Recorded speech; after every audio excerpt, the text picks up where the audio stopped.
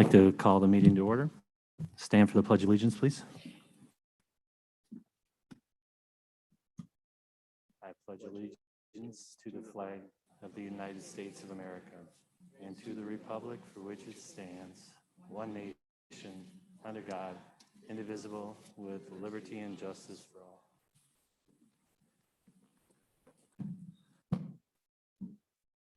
All right. Good evening, everyone. So Jamie is running a bit late. Hopefully he can make it here tonight. But what we're going to do here to get started, because we've got an annual meeting that starts at 7, we need to make sure we get all the right things in order here before we get to that meeting. So we're going to change the agenda up slightly. And we're going to move to 4B to start and go through the preliminary 2021-22 budget discussion. We'll then come back up to topic 2, which is a citizen's request to speak. We have probably over 25. So we'll get back up and get through as many of those as we can to up to about 6:45. So that will be kind of the order for this evening. And then if we need to have any further following our annual meeting, we'll pick it back up, finish up any of those citizens' requests to speak, and then take on the rest of our agenda items after that, if that's the way the evening will go. So with that, we'll jump to 4B and pass it over to Tim. Yep, Tim, go ahead. All right, thank you. So I'm not going to be repetitive because you saw the same budget at the last board meeting, and we'll have the same information going into the annual meeting tonight. So I will jump to that summary page, which is a general fund. And Tim, there you go. Thank you. So you can see where overall total revenues are up 2.2%. Expenditures are down about 0.5%. And that gives us a surplus of about 1.4 million. As you remember, there's no state aid, no increase in state aid. The funding came in in a form of property tax relief. We are relying on some ESSER funds here. We don't know what the total amount of the ESSER funds are yet, but we do include a little over $1 million in revenue for ESSER funds in this budget. Also in this budget, we've got the capital projects, which would have a board committed fund balance. And that means the board would take action in October to commit fund balance of $900,000 to increase the capital projects fund. And that will go into possibly, it will allow us to do more projects. It will keep us ahead a little bit instead of continually falling behind in that area. Self-funded health insurance, that one is one that's we've saved millions on every year. We should have, our goal is to get to about 40% of our total claims for that health insurance. So this would bring it up to 2.4 million, 2,450,000. Again, we'd be about 1.2 million short of that 40% of claims benchmark that we'd like to shoot for. The fund balance as a percentage of expenditures is just under 40%, and that's higher. But as we've talked about before, this is something where we think the next biennium could also be tough. So we had zero revenue from the state for the next 2 years, and it's possible that we could be in that same situation going into the next biennium. So, but it gives the board a lot of flexibility. Even with all of this, the mill rate goes down 0.6%. And I'll go to the next page, Tim, the historical valuations and mill rate. And I'm just going to focus on that last line. These are estimates. The Department of Revenue will release the final valuations for the district in October. And so we're projecting an increase of 6.23%, which we use county figures. That'll come in very close to that. You can see the total levy and then that mill rate percentage change. Down in the bottom section, we do have the valuation estimates for each municipality. And you can see how those are ranging anywhere from a low of 3.41% in the city to a high of 10.61% valuation change in the town of St. Joe. And then the next few pages are the budget budget by function for all funds. And they're not, certainly not as understandable, but this is a required, state required budget organization format. So we provide that as well. And that just goes through all of the different funds that we operate through, and more on that as we go through the annual meeting. And then that would be it. So we'd need your action to approve this budget going into the annual meeting. And again, October will be the time, end of October will be the time where you do a final approval of the budget. Okay, thanks, Tim. Any questions from the board members? We've seen this budget on a number of occasions. Certainly appreciate all the work that you've done here. To Tim's point, if there aren't any questions, we do need a resolution to get the budget approved for the annual meeting that we have following this meeting. Mr. President, Mr. Vice President. Yes. Move to approve the preliminary 2021-2022 budget as presented. Got a motion by Heather. Is there a second? Second from Bob. All those in favor say aye. Aye. Any opposed, say nay.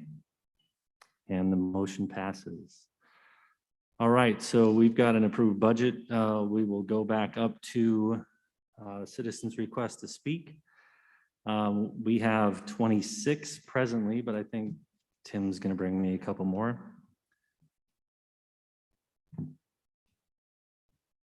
Thank you very much. So we have 28. As I stated, we'll get started. We'll get through as many as we can. I believe that every request in here is regarding masks or the matrix or some variation thereof. So we will be giving each individual 2 minutes to speak up here.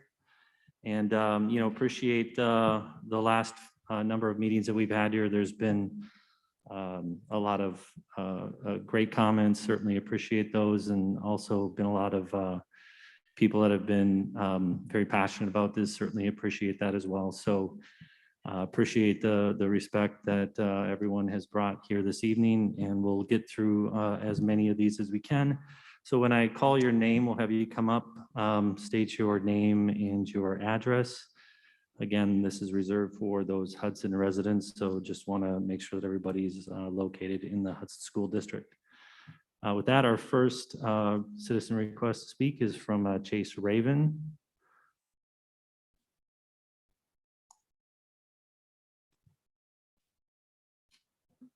Yes. Hello, my name is Chase Raven. My address is 482 Country View Road, Hudson, Wisconsin, of course. I'm a student here at Hudson High School. So I am representing the many students who felt forced to wear a mask out of fear of being sent home or missing out on their sports.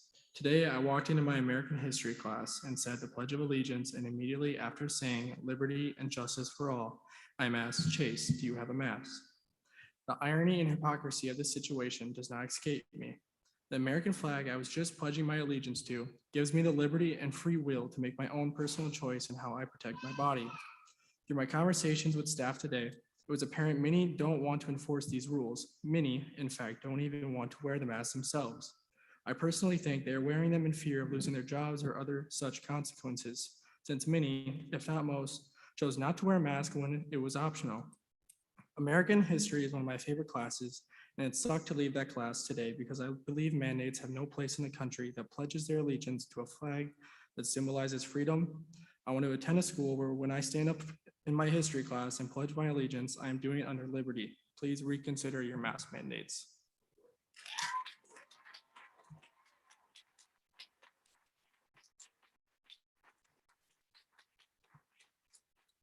Thank you. Our next speaker is Nick Hornung. That's all right. All right, that's really loud. My name's Nick Hornung. I live at 801 Grant Avenue in Hudson. So I'm a junior at Hudson High School, and there have been Januaries throughout my tenure in this district where there's a third of the student body out with the flu.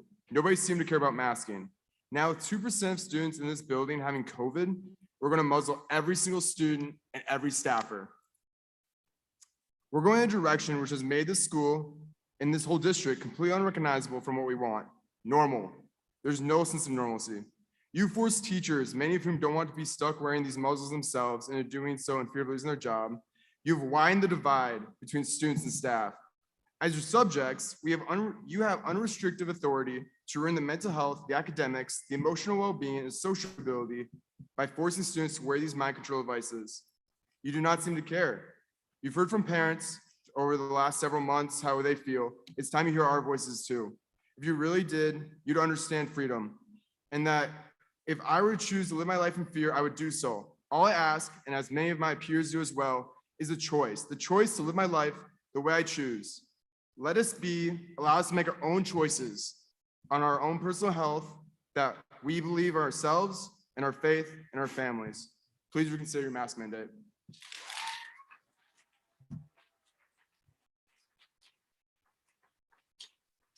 Thanks, Nick. Adrian Schmidt.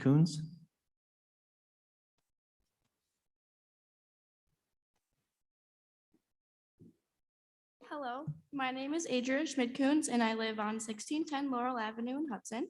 I am a senior here at Hudson High School, and last year's protocols were not ideal, but at least it looked like the district was doing their part to help slow the spread. Walking into school this year, I was happy yet disappointed. This year felt like it was moving again. No more red tape on the floors indicating where students should walk, no more plexiglass. Most hand sanitizers are empty around the buildings and not being refilled. Students and staffs are not obsessing over cleaning, and the fact that I have to use weights and other gym equipment also used by sweaty students is disturbing when they're not being wiped down. No more social distancing this year. This year, students are not spaced in their classes like before. The district can't pick and choose what rules to follow. Your back to school blueprint is now enforcing the mask mandate, but you're doing nothing like you did last year to help.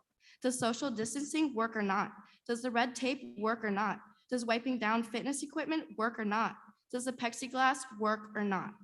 The mask mandate is becoming a mental health issue. I'm frustrated with being forced to wear a mask. I'm scared of being forced to vaccinate. Everyone is divided by politics. I am no longer judged for my character, but for what I believe in. Home of the free is now a false statement. Please move back to the masks as an optional choice to better the mental health of your students. I know what I need for myself, and it is not a mask mandate.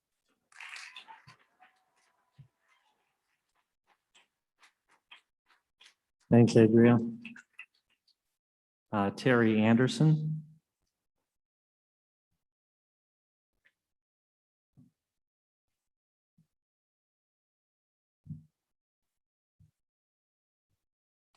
Hi, I'm Terry Anderson. I live at 517 Prairie Drive North, Hudson, Wisconsin.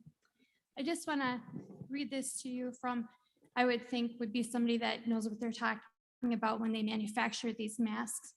Warning, this mask is not a respirator. It is intended for general purpose. When properly worn, it reduces potential contact by the wearer to fluids, but does not eliminate the risk of contracting any virus or infection. Change the mask immediately if contaminated with blood or bodily fluids, such as spit. This is disposable. So it's my understanding that the St. Croix County, and right, we're not in an emergency situation right now. So I just like wonder, why is a board serving our children put forward that they have the authority to enforce masks in public buildings exceeding expectations by county recommendations? Is it healthy? I don't think so. Likely children with imposed inhibited breathing per masking subjected to the bacteria trapped in a damp mask for an extended period of time are at great physical and mental health risk. I don't give you the authority over my children, and I don't believe these other parents do either. I don't think that you know them better than me. I don't think that you're privy to their health records, and generally across the board put masks on everybody. Who do you think you are?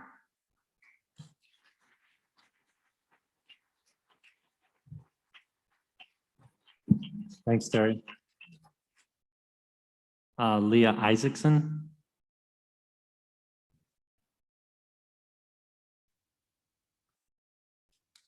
Hello, thanks for giving us this forum tonight. My name's Leah Isaacson and I live at 89 Tribute Avenue in Hudson. My husband and I have 5 young children. The oldest 3 are students at Rivercrest. I'm here tonight to be their advocate and their voice because they feel like they have no one who is listening to them at school in this current situation. I oppose the matrix. I oppose forcing masks on our young children when the evidence doesn't support it. And I support the rights of these parents here tonight and in our entire district to make medical decisions for their children. We know our children best. These policies are looking at our kids as vectors for disease. They are not appreciating our children as whole human beings.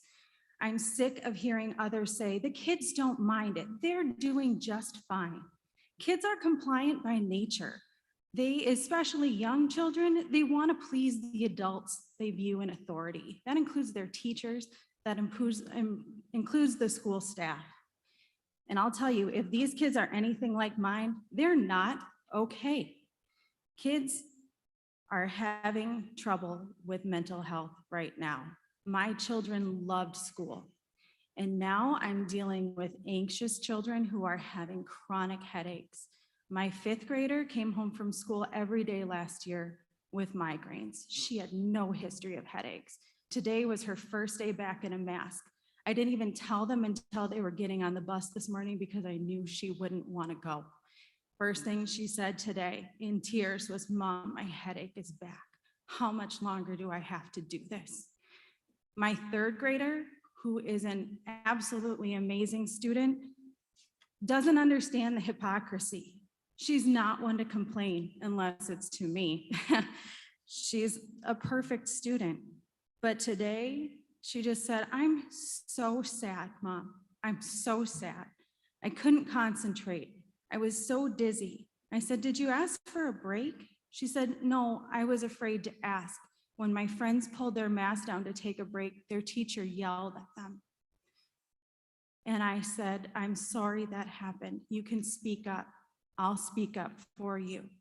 And she said, "Mom, I don't understand why my teacher can take her mask off to read to the class, but I can't ask for a break and my friends are getting yelled at. This makes no sense." This is the same student who was afraid last week because she chose not to wear a mask like the vast majority of her classmates and was teased by other students who said she was going to be responsible for killing their grandparents. That's not okay. That's not okay. And that's not a healthy environment for our children to live in. We know what constant stress does to someone's immune system. Think about the stress these kids have been under. The healthiest vaccinated, fully vaccinated adults are at a higher risk than our unvaccinated children. That's proven fact.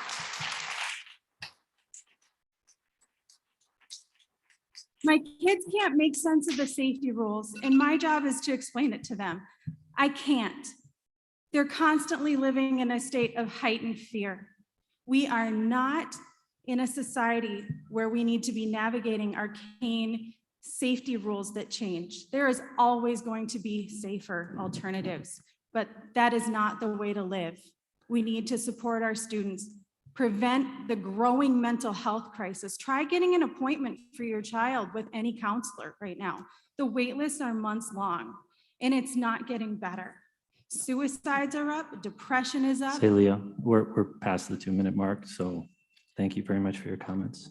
I appreciate your time. I hope you listen. Appreciate it. Thank you.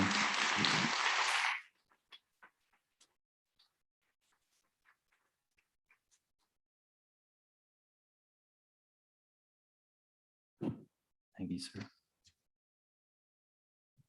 I have my alarm set there, so I did give her a little bit longer.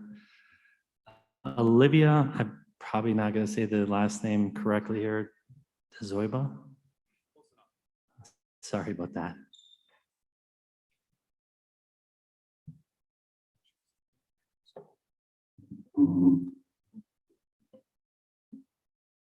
I'm Olivia Joba. I live at 101 Dunbury Pass in Hudson.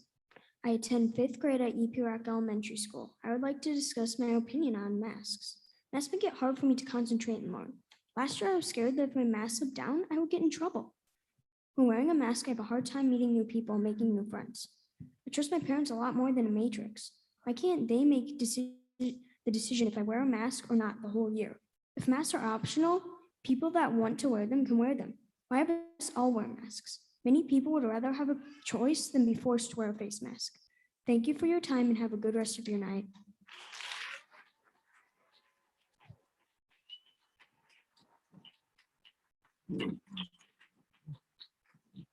I appreciate your bravery, Olivia. Next is Ben Joba. Is that better, Ben? Hold on. She's a little short. All right. No, good evening. Ben Joba, 101 Dunbury Pass, Hudson, Wisconsin. I have 3 kids, one who you just heard from. I have a middle schooler and a high schooler as well. And I'm just here to advocate not only for them, but just for the thousands of kids in this school district and who we have seen in the absence of a mask mandate, make the choice not to wear a mask. The school district, we don't have an emergency. There is no mask mandate in place whatsoever. And we're ignoring the expert recommendations, and we've decided to make a fallacious mask mandate that's not based on science. There's nothing behind it whatsoever. I find it unacceptable that parents, the definitive experts on the physical, mental, and emotional well-being of their own children, are being largely ignored. You see that in the people standing outside the schools. Their protests need to be heard. Simply put, the mask matrix is not science. It's a science experiment. And that's what we teach our kids in school, is we are putting a hypothesis to the test, not actual science. Last year, we proved, and Dr. Ouellette has said it numerous times, that COVID was not being spread in our schools, but being spread outside the school settings. To be honest, Hudson's a small community, and we watch the teachers, we watch the administration, we watch the board members. We see everyone out and about, because you can be, at restaurants, bars, other locations. And I see you're wearing masks tonight, but again, if we're not seeing the spread in the schools, we're bringing it into the schools from these other places. What is the positive effect that's being done? It's duplicitous, and it teaches our kids the wrong thing. I mean, I also think it's interesting, we have a mask matrix that doesn't include all of our school buildings. It only includes the school buildings that have students in them. And I'm sure there's other things being done at the administrative level, but if we are to be an example for our kids, what message does that send? By instituting the mask matrix, the Hudson School Board has placed themselves above the government health authorities. And I'll be done in 5 seconds here. The fundamental and long recognized inherent right protected by Wisconsin, the Constitution, the 14th Amendment, and Supreme Court is the right of parents to direct the upbringing and education of children under their control. We are the decision makers for our children. Thank you.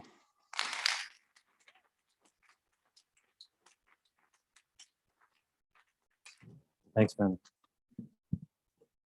Thank you. Next is, I'll do my best, Deborah Monacan?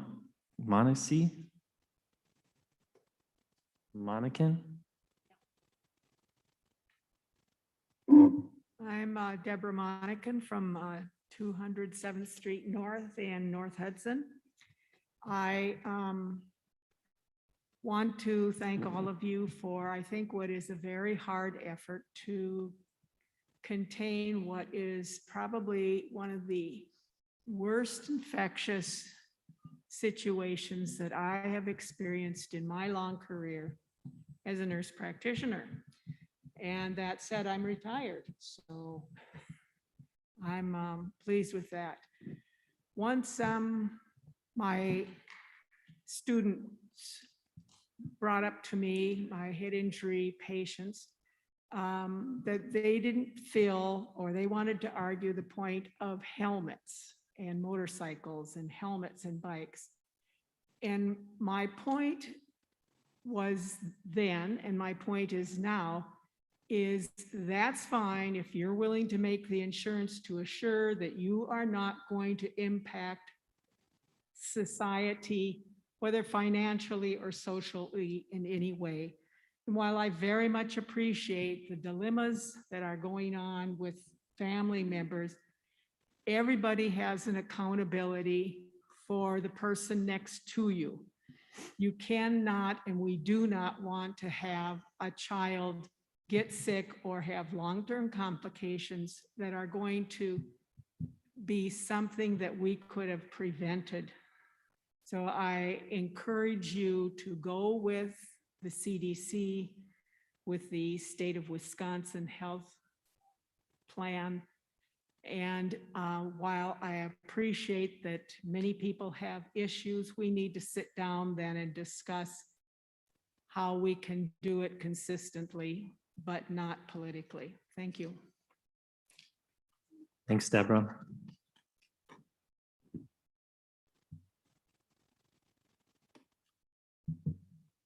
Next, we have Ricky Maglonis.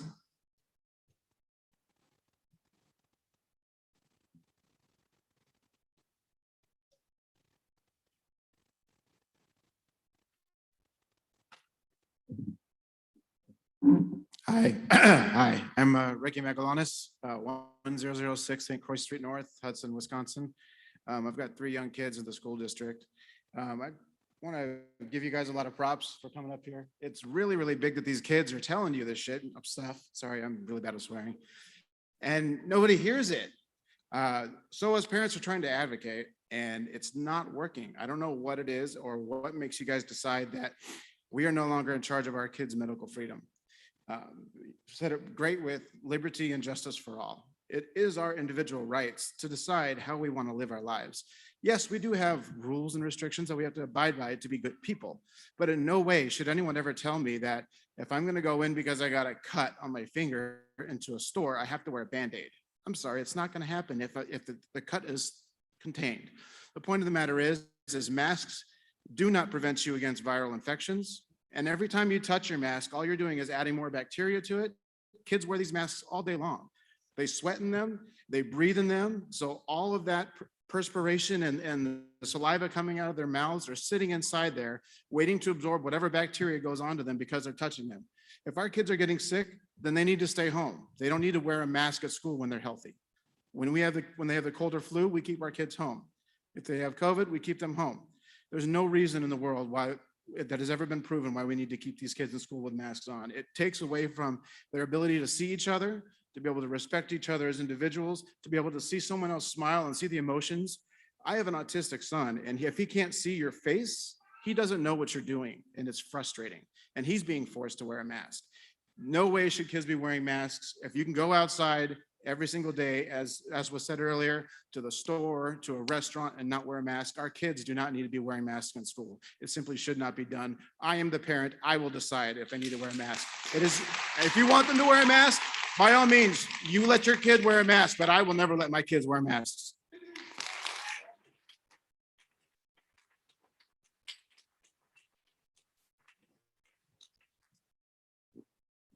Thanks, Ricky. Next, we have Elise Mauer. Hope I got that right. You got it. All right. Hi, my name is Elise Mauer. I'm 1006 St. Croix Street North, the other half of the guy that was just here. So we have 3 children, and I just think that it is wrong that everybody is treated as they are ill. You should not have to wear a medical device, and yes, face coverings by the FDA have declared them a medical device when they're used for COVID. And to treat every single person as possibly diseased is wrong. And that is mentally wrong for children. That's mentally wrong for adults. I don't care who you are as a human. We all talk about community and being acceptance of everybody and all this stuff. And then you just throw that out the window by saying, oh, they could get me sick. They could kill me. They could do this. You're playing a mental game and it makes no sense. Stop treating everyone as sick. You are treating everyone as sick. If someone's sick, that's when the protocols come into play. You stay home, you quarantine and do all that stuff, not before. And also there's also an email that just went out for the Honor Society, and it had a prerequisite just in case vaccines might be required for all the adults that want to come see their kids in the Honor Society and all the students that are middle school and high school. So what is that? Where is this line? It's already crossed. I'm sorry. It's already crossed. We're tired. We're sick of pretending that everyone's sick. We're done. Let it be a choice. We are not demanding anything from you. We are not. We're letting you choose for yourselves. We're letting everybody for their parents choose for their kids. We are not demanding anything from you besides freedom and liberty. You're demanding us to wear a mask. You're demanding our kids to wear a mask. That's not okay. Stop the demand. Stop.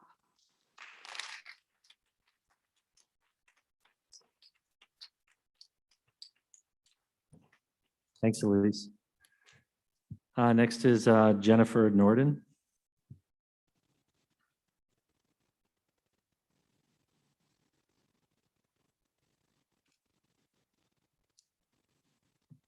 Hi, I'm Jennifer Norden. I live at 1008 8th Street, and I'm showing off my really expensive PPE tonight that the CDC recommends. Got it for $1 at Walmart. It's going to save everybody's life. It's going to, really give me a ticket into my education.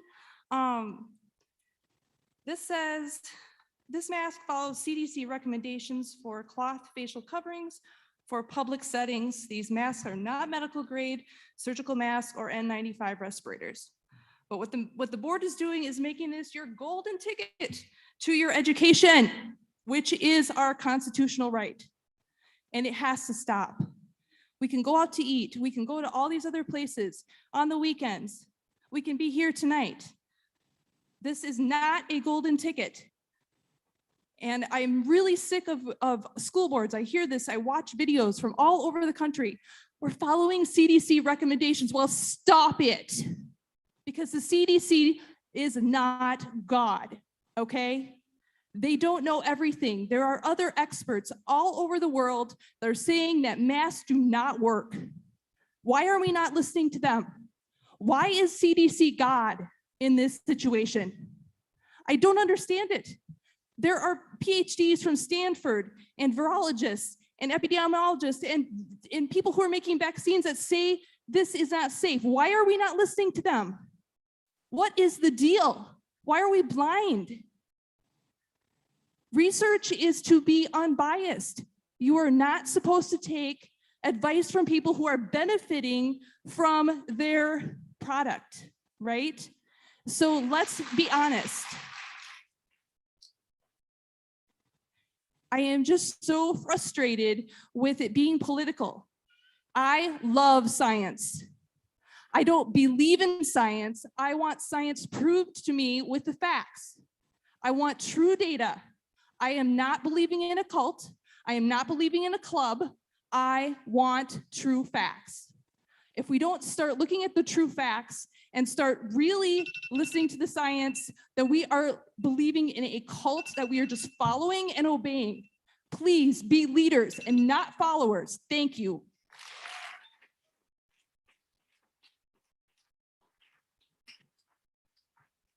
Thanks, Jennifer. Next, we'll have Gunnar Norden.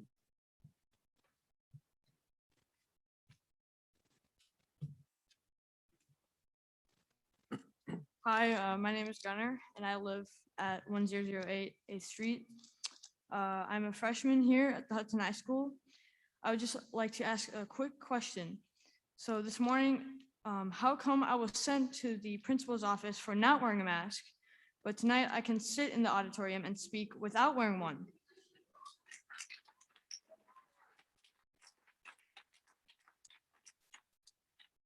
This mask matrix does not make any sense to me. Thank you.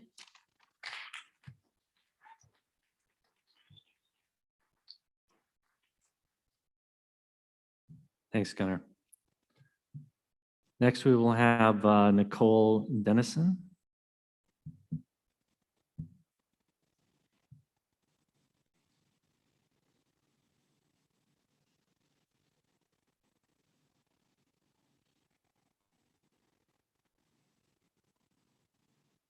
My name is Nicole Dennison. I live at 1817 Albert Street.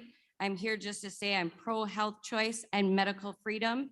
I want you to let families make their own healthcare choices. We don't give you the authority. I have 3 children in the high school. They didn't want to speak and I won't force them to, but they don't want to wear these masks. They're distracting. That's all. Thank you. Thanks, Nicole. Next is William Kenson.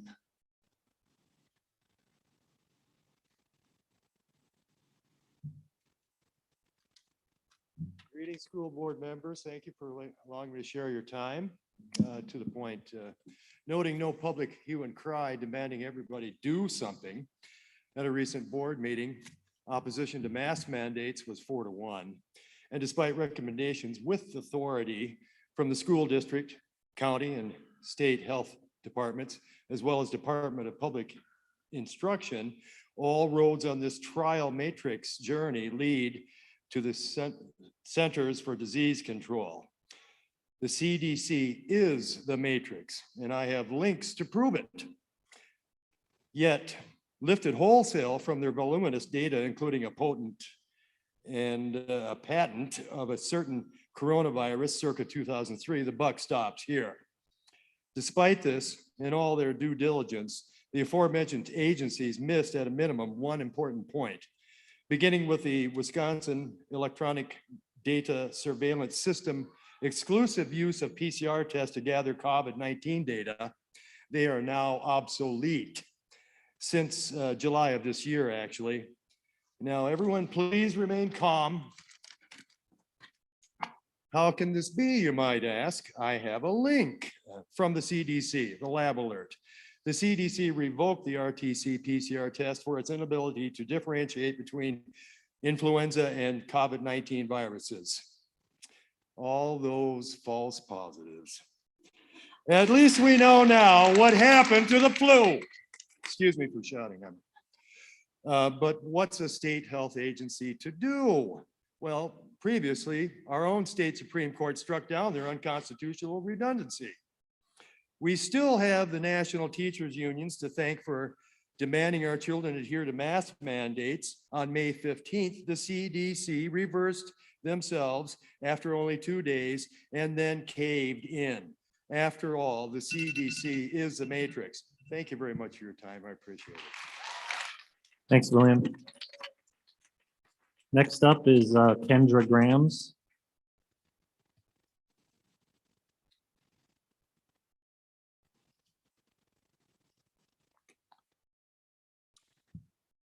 I'm Kendra Grams. I live at 710 St. Croix Street North. I have 2 small children at North Hudson Elementary.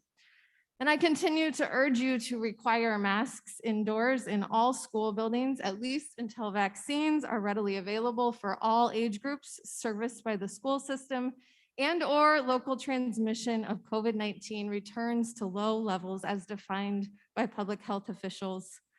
I urge you to do so not only because the scientific and public health communities have come to the clear consensus that masks are a key mitigation strategy to help slow the spread of COVID-19, keep students learning in person, and keep our communities healthy, but also because it promotes equity and the best in us and our students. As a board, you took the important steps last year to conduct an equity audit of the school district. I applaud this effort and urge you to actively address the recommendations from the report on a clear timeline, while also viewing masking requirements as an opportunity to promote safety for all and for immunocompromised and medically vulnerable staff and students in particular, thereby advancing your commitment to equity. Additionally, proactively doing everything we can to keep kids in school is particularly important for economically disadvantaged students whose parents work hourly jobs. So staying home with quarantined or sick kids means lost income, and that can quickly spiral to additional negative impacts. Finally, requiring masks of all asks everyone to be our best selves by recognizing that we are in this together, and only together will we put the pandemic behind us. So now is the time for all of us to dig deep and mask up, because it affirms for us and teaches our students that the science we teach in classrooms matters, that sometimes it is more important to prioritize the community than our personal desires, and that even when we're tired of doing the hard thing, we do it because we care about other people. Thank you for your service and consideration. Thanks, Kendra. Next, we've got Tim Congdon.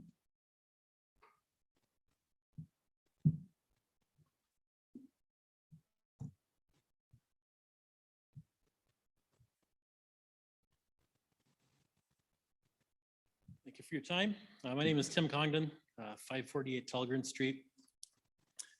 I do have a student here at Hudson High School.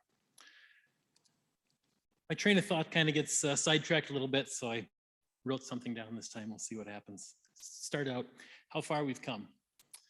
Last month, I stood before you all and complimented your well-planned, reasonable, common sense approach to the 21-22 school year, your blueprint for return. If you recall, I urged a risk versus reward approach to your decisions regarding safety policies, along with the potential risks to our kids' mental health by disrupted social interaction, as did one of your own guidance counselors and many others. There's no mention of any sort of mask mandates until a former board member suggested the creation of matrix, like was done last year for the instruction delivery models.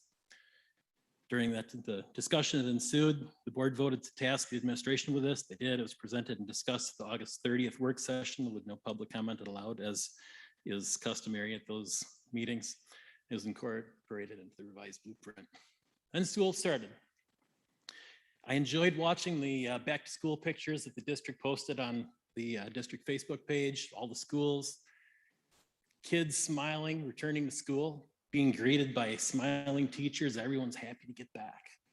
It was really cool to see, right?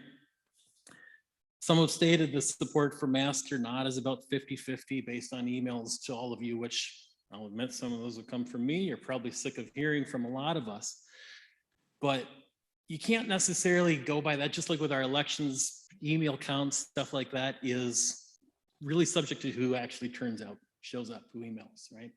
What I think we need to gauge how people really feel about this issue is by looking at those pictures. And those pictures when masks were recommended at the beginning of the school year, because the language has changed a little bit.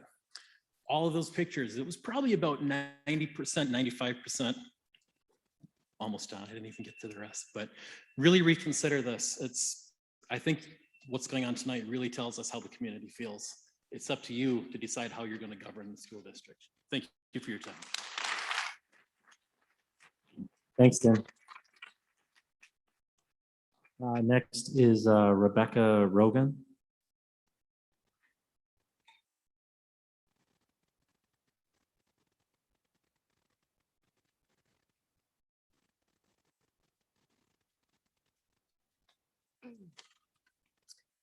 Hello, good evening. I'm Rebecca Reglin. I live at 648 Countryside Circle here in Hudson.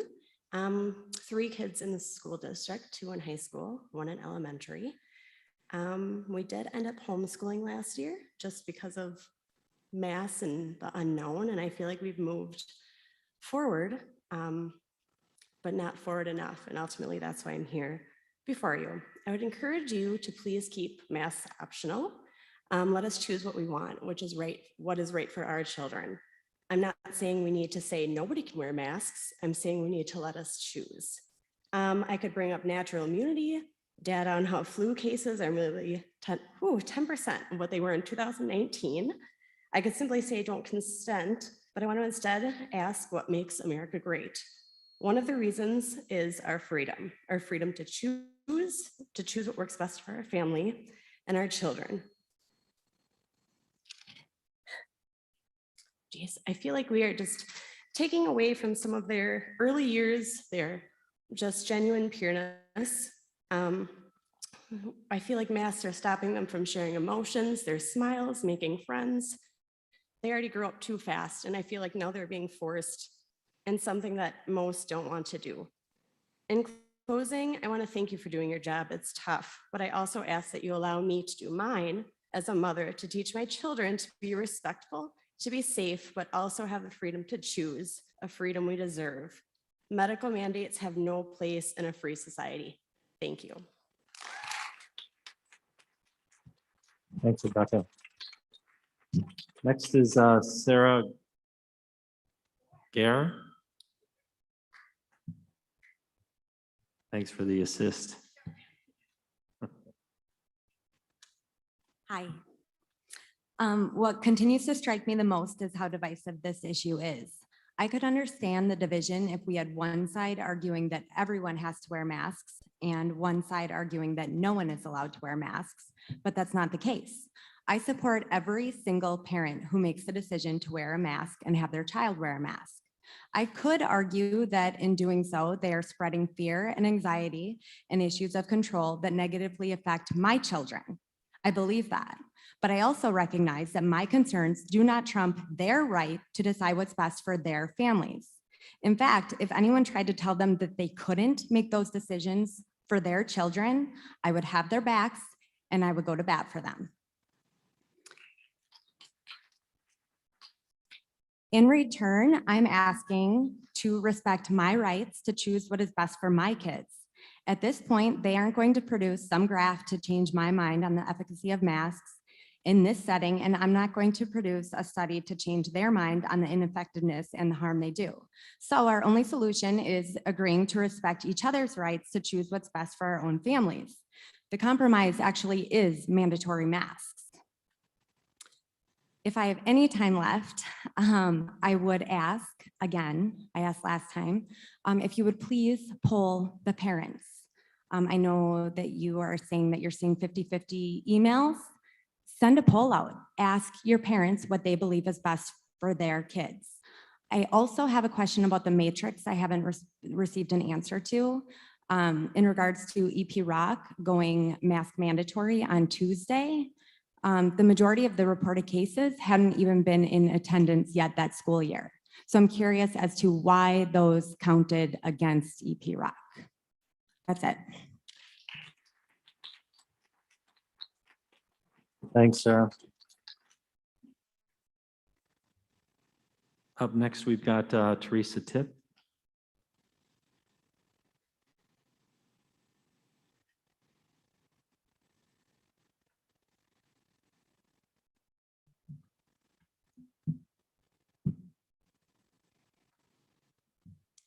Hi, my name's Theresa Tip, 926 Florence Lane, Hudson Township. I have 4 adult children now that graduated from Hudson, and my 5th child is currently in elementary. I could just go over and say exactly what every other parent has said. It'd be repetition, so I just want to say I concur with everything. I do not give you authority over my child. The negative physical and mental health effects on my child. Being forced to wear a mask mandate for 8.5 hours, 5 days a week is not acceptable. Prior to the summer masking and after the summer for masking, my daughters required no medication to breathe, none whatsoever, no asthma attacks.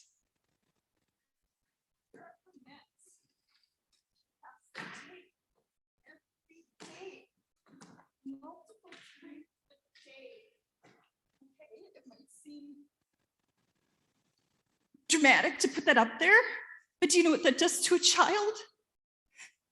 I have a doctor's request in regards to her mask at school that has never once been validated. She's afraid to ask for these helps, for these breaks, let alone she did not go to school today out of fear because she knows once she puts on a mask, this is required. It's all required. But when she doesn't wear a mask all summer, not one single asthma attack, not one single flare-up. And these medications make her shake. She feels horrible on them. And she cannot function with her sensory disorder with a mask on her face either.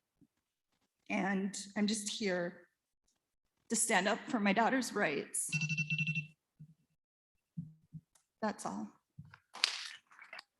Thanks, Lisa. Next up, we've got Beth Weiskopf.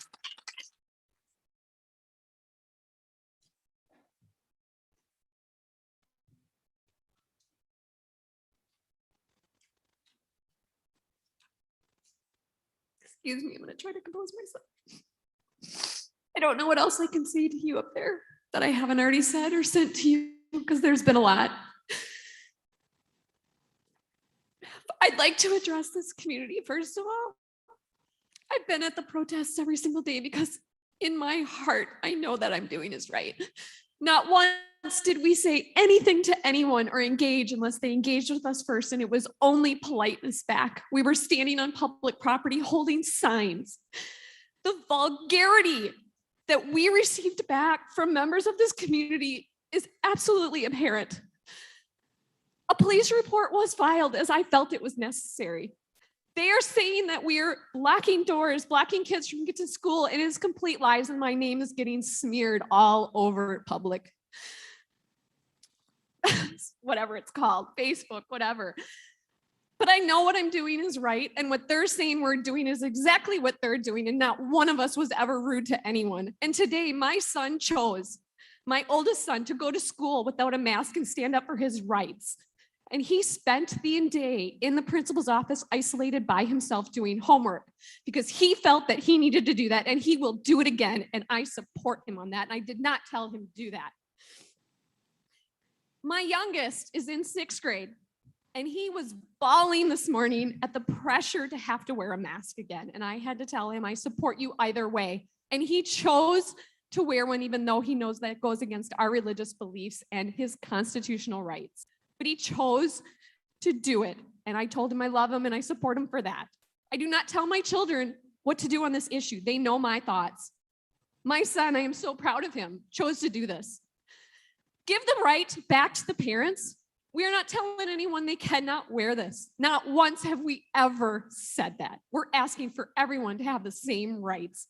I am prepared to take more steps as I feel that we do have the right. Thank you. Thanks, Beth. Next up, we've got Jake Weiskopf.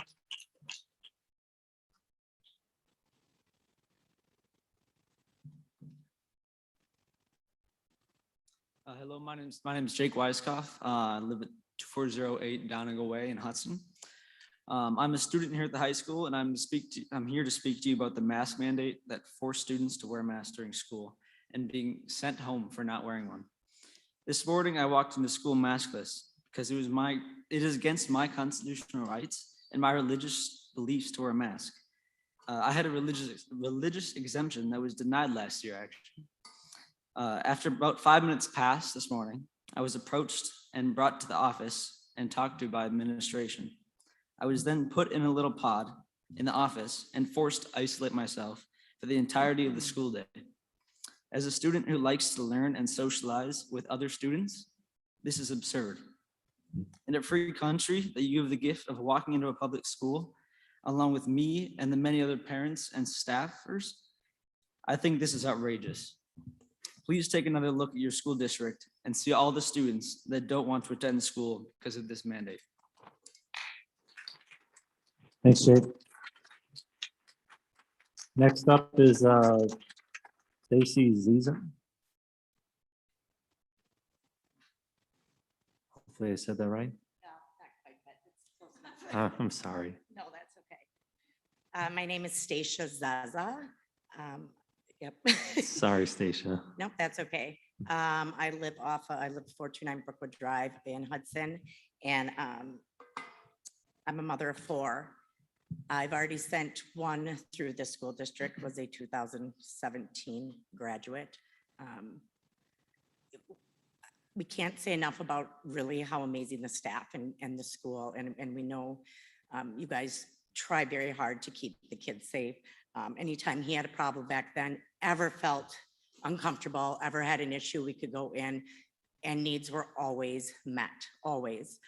I have a 3rd grader at Willow. I have a 6th grader at the middle school, and I have a brand new 4K little boy this year at Willow. You know, last year was tough on the kids with masks.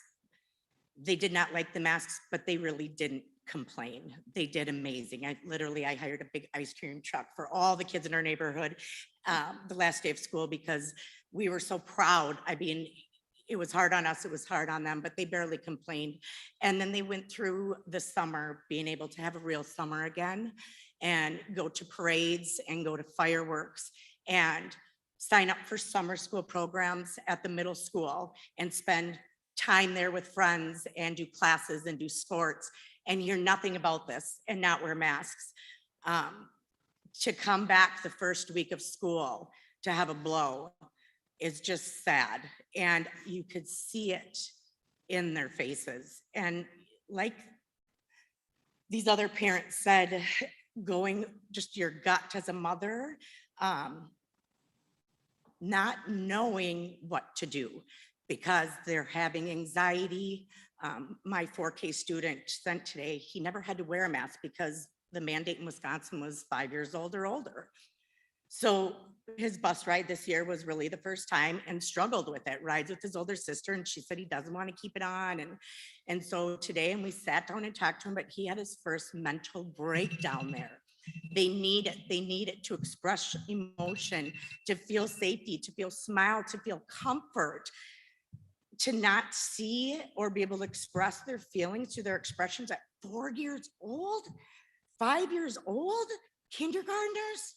I mean, it's wrong. It's so wrong. I just felt helpless.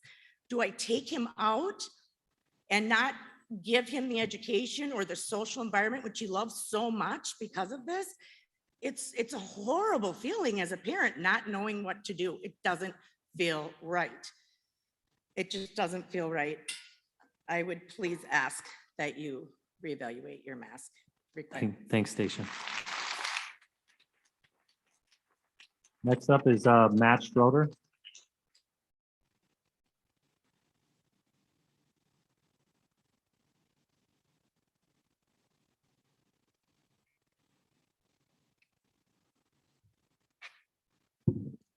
I'm Matt Schrader, 70 Cooler Road, Hudson. Phone just died. That sucks. But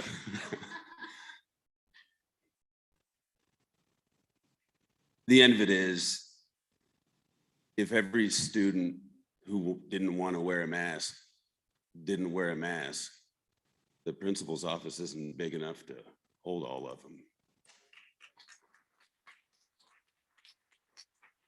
Thanks, Matt. Next up is Dan Buckle.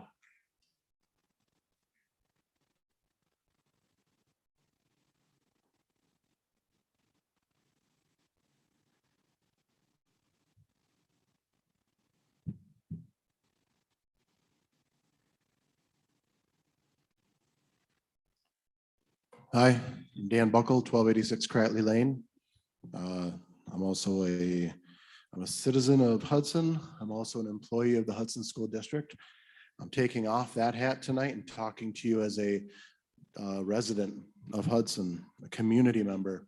And what I'm looking at here on my phone is your strategic plan 2020-2025. We've seen it on the big screen up there. And it have, if you're not familiar with it, at the base of the triangle is our community. It's what we're built on as a school district, our community. I'm hearing our community, and I'm wondering if you are too. Because right now it's been pretty overwhelming. Every single meeting that I've been at, our community is speaking to you as a school board, and they're telling you something. And are you listening? Because it's interesting, when I look at the base of this pyramid, I see A, engage in meaningful partnerships between families and districts. Was there a partnership when this matrix was made? Was there a partnership when this matrix was made? I want to ask you just one more time. Was there a partnership when this matrix was made? Because it doesn't seem like it. It seems like it was just made. And the community is asking us to respond to them. And it just doesn't feel like we are. And so I would ask us to step up and fulfill what our vision is, our strategic plan is to engage with the community and make meaningful partnerships with the community. I hope that we can do that because that's what they're asking of us. And so as a community member, I ask that you do that you have meaningful partnerships with us. Thank you. Thanks, Dan. Next up is Stephanie Ustigian.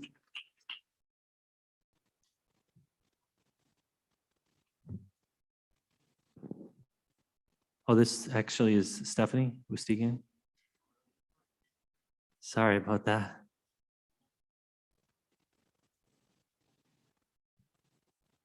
I saw Stephanie make a move and then.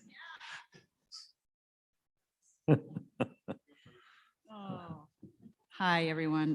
My name is Stephanie Stege, and I live at 849 Waldorf Farm Road in the Township of Hudson. I was here last month speaking during another session, and I've got a little bit of a different take tonight because of what happened at the first day of school today with a mask mandate. I have a son who is a freshman at the Hudson High School. He attended from K through 8th at a private school here in town and has never experienced a mask all the way through a school day. So my son has a hearing loss. He doesn't like to talk about that because it's embarrassing. But he was diagnosed as a result of numerous ear infections as a small child and also had ear tubes at 9 months of age and again at 2. As he aged into early elementary, it became clear by his teachers and his dad and I that he wasn't hearing at an appropriate age level. We did have an assessment done and conducted by a pediatric audiologist. He was a 9 at the time, and we were told he had the hearing of a 40-something-year-old. And at the time I was in my 40s, and so I got it. Consequently, throughout then his later years through attending Trinity Academy, he was always put at the front of the classroom. That wasn't embarrassing at that school, but now as a freshman and today being forced to wear a mask, he really struggled hearing some of his teachers. And so this is a little bit of a different angle that I am imploring to you, but those with disabilities are suffering as well. And so I would request that you allow the mask to be optional for our teachers and our students. Thank you. Thanks, Stephanie. Next up is Melanie Dodge.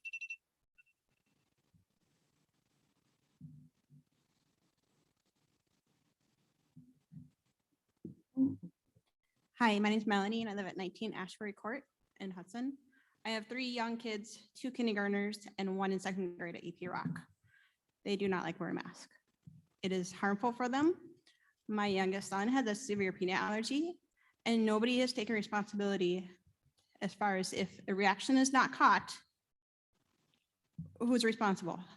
You may not see the early reactions. Just like the previous speaker just talked about, there's these kids with disabilities, mental, physical, social, whatever, you know? And I've been trying to get a hold of our doctors, and it's hard. The doctors want to trust the schools want to trust the doctors. I am their mother. I am in the middle of this. I emailed all of you, heard back from 1 person. Masks need to be a choice. I also have a daughter who has hearing loss and speech delays. A mask is not good for her. We were able to make some accommodations for her with her IEP, and I really appreciate that. However, she still needs to wear a mask at certain times in the day. And it's just not always the best decision for our kids. I am a nurse. I work at Children's Hospital. The amount of kids and teenagers we are seeing with mental health, depression, admissions for psych care, eating disorders has skyrocketed. And I've talked to these parents and I said, well, what do you think triggered this? The masking. They're isolated, and this is what's causing these kids all these, it's not the only issue, but this is making it harder for them. And their parents have said that to me. Just like somebody else said, to get into a counselor right now is difficult. We have kids waiting in our ER for 3, 4, 5 days because there's no inpatient beds. This is only going to get worse. We need to think about the mental health of our children and our teens. Thank you.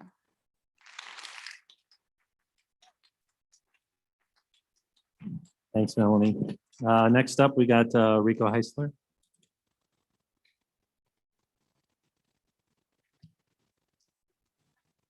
Hi, I'm Rico Heisler, 1404 2nd Street, Hudson. My wife is a teacher here. I've been directing plays and musicals here as well with my wife for the last 17 years.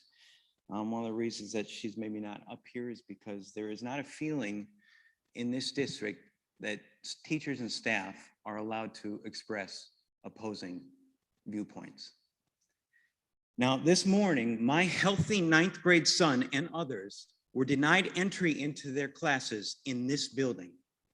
They were denied their state constitutional right to a public education because they asserted their basic liberty, their freedom of religion, their freedom of conscience, freedom from being abused by those who would forcefully shroud their healthy faces, and for refusing to be bullied into being terrified of their teachers, friends, or of a virus with an infinitesimal chance of causing those in their demographic any significant harm. Now, these few brave kids, they've been forced to stand up to adults whose job it is to stand up for them. Many of whom are sitting here right now with their faces covered.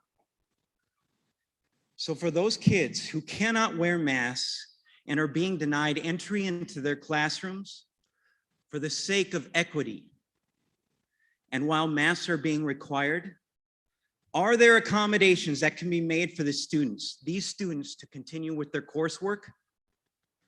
Or are they simply a minority out of luck?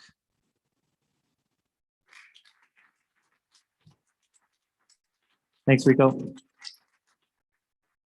Next up is Chad Wiertzma.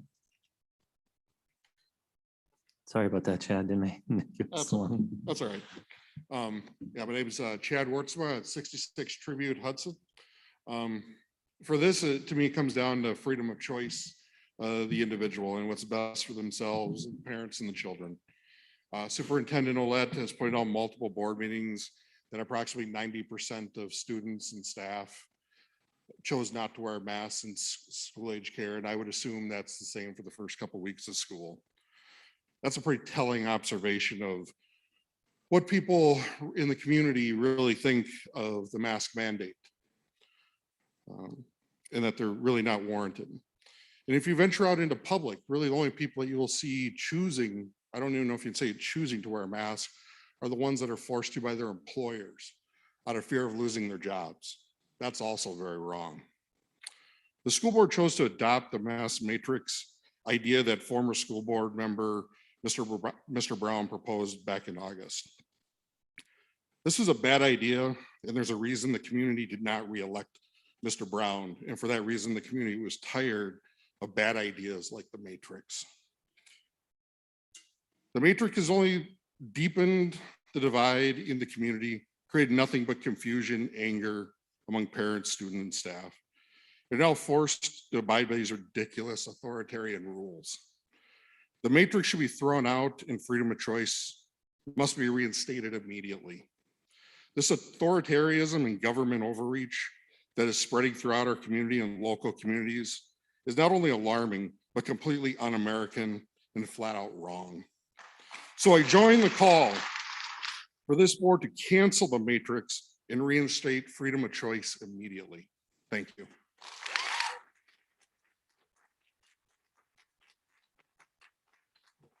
Thanks, Chad. We're gonna make it. We got 3. Lisa Buckle.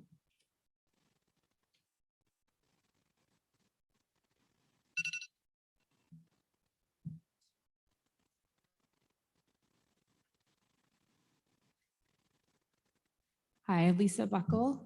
Thank you for your diligent work in this, navigating these crazy waters. For 2 days last week, I stood outside EP Rock with other moms, dads, grandparents, and children, bringing awareness to the parents of EP Rock's children that we support parents' right to choose what is the best for their children. No one harassed children or blocked their way into school. We were joined the first day by Superintendent Olet and the rest of the administrative team as they observed us doing just that. In a brief conversation with him, he thanked us for not getting crazy or out of control. We held signs and engaged in a few conversations with respectful folks wanting to know more about why we were doing this. Unlike reportedly frenetic social media statements by those who weren't in attendance, our gathering was quite pleasant. It was American. Citizens doing their due diligence, flexing their civic muscles. Our right to choose what is best for our bodies and what is best for our children's bodies is a freedom that none of us should be so eager to part with. With an apathetic view of human rights and without vigilant protection, these rights will diminish and disappear, not just for those you may disagree with today, but they will disappear for you as well. Our founding fathers of this great country that we all get to live in warned against medical tyranny. They knew someone would always come up with an urgent reason to strip freedoms. I encourage members of this board to remember, like Dan was saying, the integral Hudson School District's strategic plan 2020-2025, the pyramid that was developed for the schools. It's at the bottom of that triangle again. The community members are the most crucial ingredient for the success of Hudson schools and the education of its children. The last time I was here, the board acknowledged that during comment time, community input was 4-1 in favor of mask optional. Yet the drive to force masked the children still reigns supreme. This board is not a medically trained board and certainly is not privy to the private medical histories of every child and staff member of this district. Yet you're making medical decisions for them and ignoring their most basic fundamental need, human need of bodily autonomy and protection. Please don't go ignore the pleas of the community who's communicating with you in so very many ways. And I ask on behalf of my spouse and other spouses who aren't here, please support your staff members. Don't ask them to tell children to wear masks. It's not their job. They're not medical professionals, and it's a dangerous precedent to set. Thanks, Lisa. Next up, we have Cassie Redu. Hope I said that right. Casey? Sorry. Hi, my name is Cassie Ryder. I live at 34 Nicholas Way. I'm a mother of 7 children. I was born and raised in this town. I graduated from this high school, as did my upper 3 children. I am also a master's prepared psychiatric nurse practitioner. I've been a nurse for 18 years. I've been working in COVID for the last 18 months while everybody hid in their homes, and I had to go out and take care of people. What I'm going to tell you is, as a psychiatric mental health provider, that we need to look beyond the mask and look at the mental health of our children. Suicide rates and suicidal ideation has nearly tripled in the adolescent population. And not just suicidal ideations, but completed suicides. Depression is up. Children with disabilities don't want to go to school. My daughter, who has ADHD, even though she's on medication, doesn't want to keep her mask on. She's chastised by the teachers. My son is out on the playground or in Fayette, and he says he can't breathe with that mask on, and the teacher tells him, too bad, keep it on. I'm here to tell you today, as a COVID nurse, that what you have on your face isn't going to protect you. I have worked in Arizona as a prepared nurse in TB and valley fever. I have worked with COVID patients, and I get fitted with an N95 mask that fits my face. I have to stand in a booth to make sure that I can't smell vapors, to make sure that transmission's not possible. And what I can tell you is you are not protected with what's on your face, because droplet precautions do not apply to those masks and they go through it. I am asking you, as a mother of 7 children, and I do have the medical background to back this up, to take the masks off our children, let them be children, let them enjoy their life, let them want to go back to school, make friends, and smile. I am sick to death of this crap, and I've been in it for 18 months, and I'm sorry to be so harsh. But you know what? Somebody has to stand up. And unless you have the medical background that I do, I suggest as of today, you get rid of the mask and you back down because each of your chairs are voted on and I will show up and I will vote you out.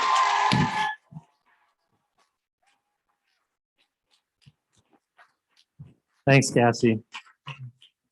The last person is Stacy Kupka.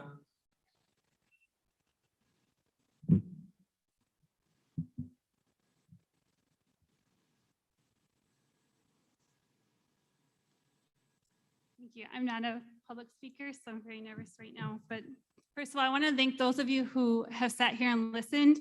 I watched many of you that sat here and paid attention and looked at the individuals that were talking. And I also watched many of you working on your computers while mothers were crying out to you on behalf of their children. These parents, we entrust you with what's most valuable to us when we've dropped our kids off at the front door. Remember that. I'm going to read to you because, again, I'm not a public speaker.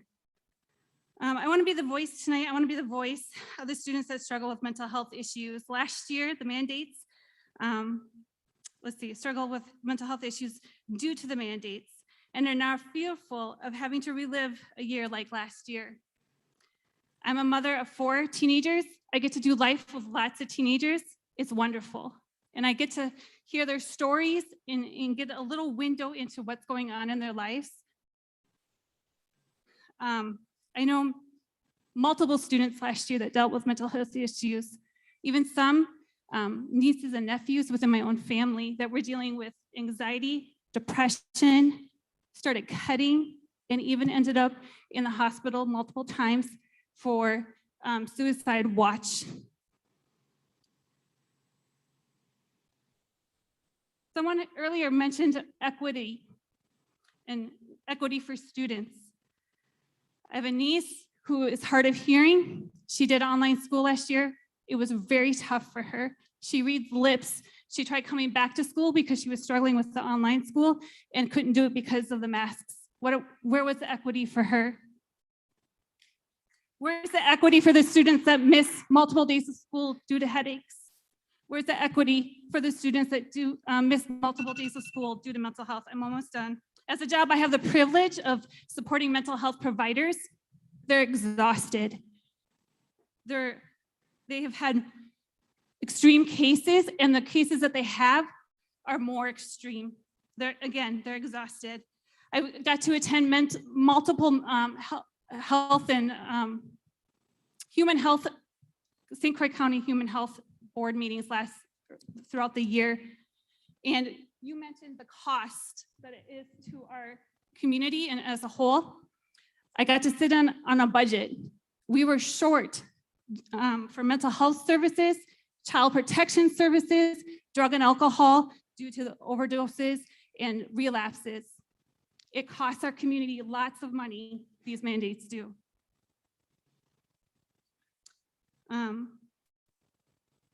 I want to thank,